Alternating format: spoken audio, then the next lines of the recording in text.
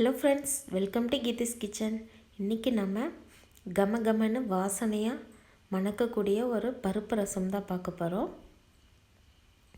வாங்க எப்படி பண்ணுறதுன்னு பார்க்கலாம். ஒரு மிக்ஸி ஜாரில் 1 டீஸ்பூன் போல் மிளகு எடுத்திருக்கேன். நீங்கள் காரத்துக்கு தகுந்த போல் மிளகு எடுத்துக்கலாம். அப்புறம் 1/2 டீஸ்பூன் போல் ஜீரகம், 2 வரமிளகா, அப்புறம் 3 பல் பூண்டு. ஸோ இதெல்லாம் போட்டு கோர்ஸாக அரைச்சி வச்சுக்கலாம். இங்கே நான் துவரம் பருப்பை நல்லா வேக வச்சு எடுத்து வச்சுருக்கேன். ஒரு சின்ன நெல்லிக்காய் சைஸ் புளியை நல்லா ஊற வச்சு கரைச்சி எடுத்து வச்சுருக்கேன். ஸோ எல்லாம் ரெடியாக இருக்குது.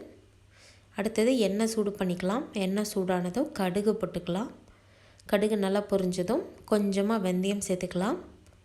வெந்தயம் லைட்டாக கலர் சேஞ்ச் ஆனதும் ஒரு தக்காளி, 2 வரமிளகாய், கொஞ்சமாக கருவேப்பிலை இதெல்லாத்தையும் சேர்த்துட்டு கொஞ்சம் நேரம் வதக்கிக்கலாம்.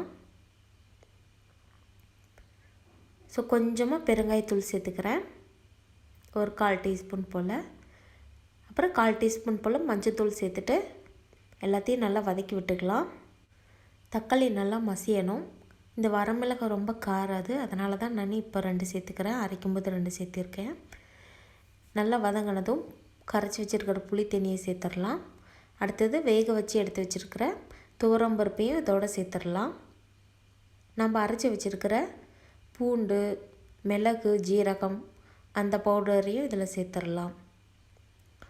ரசத்துக்கு தேவையான அளவுக்கு உப்பு சேர்த்திக்கோங்க. அப்புறம் கொத்தமல்லி தலையை சேர்த்துக்கலாம். சேர்த்துட்டு இதை நல்லா மூடி போட்டு மூடிடுங்க.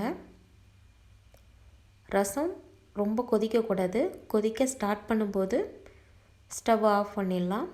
பாருங்கள், கொதிக்க ஆரம்பிக்கும்போது ஸ்டவ் ஆஃப் பண்ணிட்டேன். அவ்வளோதான், பருப்பு ரசம் சூப்பராக ரெடி ஆயிடுச்சு. எப்போவுமே ரசம் நல்லா நுரைச்சி கொதிக்கிறதுக்கு முன்னாடியே ஆஃப் பண்ணிடுங்க. அப்போ தான் எந்த ரசமாக இருந்தாலுமே ரொம்ப நல்லாயிருக்கும், நல்ல வாசனையாகவும் இருக்கும். புளி தண்ணி சேர்த்துட்டு உங்கள் புளிப்புக்கு தகுந்த மாதிரி தண்ணி அட்ஜஸ்ட் பண்ணி சேர்த்துக்கோங்க.